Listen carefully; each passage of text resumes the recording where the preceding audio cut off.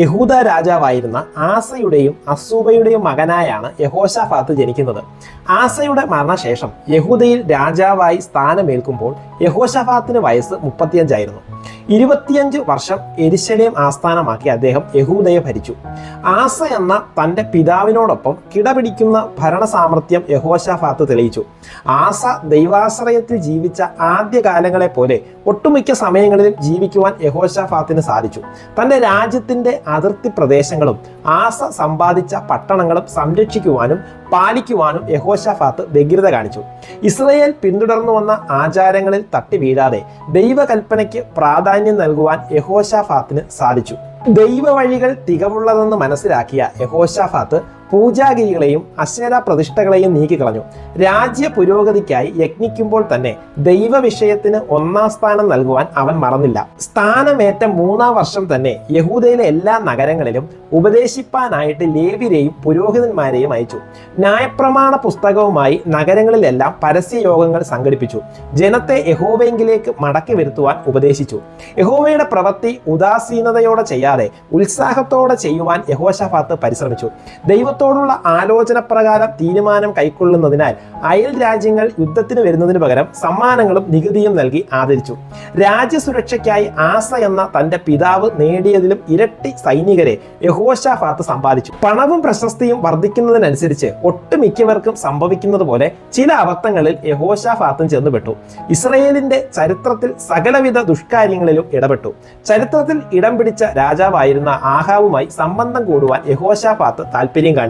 തന്റെ ആദ്യജാതനായ യഹോരാമിന് ഭാര്യയെ കണ്ടെത്തിയത് ആഹാബിന്റെ മകളെയായിരുന്നു. ആഹാബുമായുള്ള സംബന്ധം പിൽക്കാലത്ത് തന്റെ കുടുംബത്തിൽ എത്രമാത്രം പ്രതിസന്ധികൾ സൃഷ്ടിച്ചുവെന്ന് പിന്നീട് നാം മനസ്സിലാക്കുന്നു. അരാം രാജാവിനോട് യുദ്ധം ചെയ്യുവാനായി യഹോശാഫാത്തിനെയും കൂടെ കൂട്ടുവാനായി ആഹാബ് വലിയ വിരുന്ന് നടത്തി യഹോശാഫാത്തിനെ വശീകരിച്ചു. ആഹാബിന്റെ വശീകരണ വാക്കുകളിൽ യഹോശാഫാത്ത് വീണുപോയി. മനസ്സുഖത്തിനനുസരിച്ച് പ്രവചിക്കുവാനായി തീറ്റിപ്പോറ്റുന്ന 400 കള്ളപ്രവാചകന്മാരുടെ വാക്കുകളേക്കാൾ യഹോവയുടെ പ്രവാചകനായ മീഖായാവിന്റെ വാക്കുകൾക്ക് വില കൽപ്പിക്കുവാൻ യഹോശാഫാത്ത് ആദ്യം താല്പര്യം പ്രകടിപ്പിച്ചെങ്കിലും പിന്നീട് ആഹാബിന്റെ വാക്കുകളിൽ കുടുങ്ങി യുദ്ധത്തിന് പുറപ്പെട്ട് പടയിൽ പട്ടുപോകുവാൻ തുടങ്ങിയിടത്തു നിന്ന് ദൈവം തന്റെ ദയയാലും ദാവീദിനോടുള്ള നിയമത്താലും രക്ഷിക്കുന്നത് നാം കാണുന്നു. യഹോശാഫാത്തിന്റെ മരണശേഷം ഭരണമേറ്റ യഹോരാം തന്റെ സഹോദരങ്ങളെ എല്ലാം കൊന്നുകളഞ്ഞു. ആഹാബും കുടുംബവും എന്തൊക്കെ ചെയ്തുവോ അതെല്ലാം യഹോശാഫാത്തിന്റെ ഭവനത്തിലേക്കും പറിച്ചു നടപ്പെട്ടു. ആഹാബ് ഗൃഹം ചെയ്തതുപോലെ അവൻ ഇസ്രയേൽ രാജാക്കന്മാരുടെ വഴിയിൽ നടന്നു. ആഹാബിന്റെ മകൾ അവന് ഭാര്യയായിരുന്നുവല്ലോ. അവൻ യഹോവയ്ക്ക് അനിഷ്ടമായത് ചെയ്തുവെന്ന് 2 ദിനവൃത്താന്തം 21:6 രേഖപ്പെടുത്തിയിരിക്കുന്നു.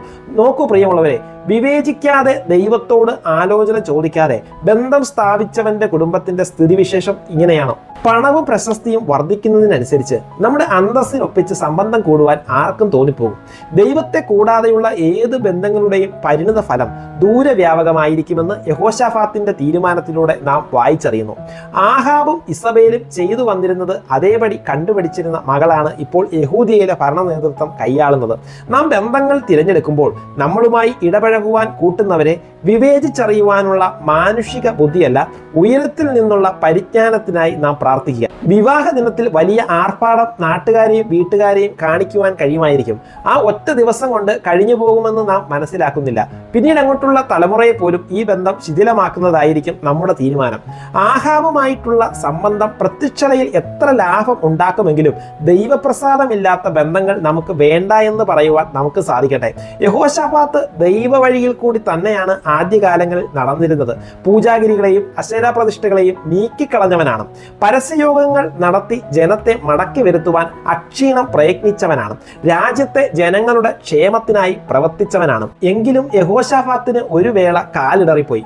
ബന്ധങ്ങൾ ലാഭമായി മറ്റുള്ളവർക്ക് തോന്നിയില്ലെങ്കിലും ദൈവപ്രസാദമുള്ള ബന്ധങ്ങൾ തന്നെയായിരിക്കട്ടെ നാം തിരഞ്ഞെടുക്കുന്നത്. ദൈവം നമ്മെ അതിനായി സഹായിക്കട്ടെ.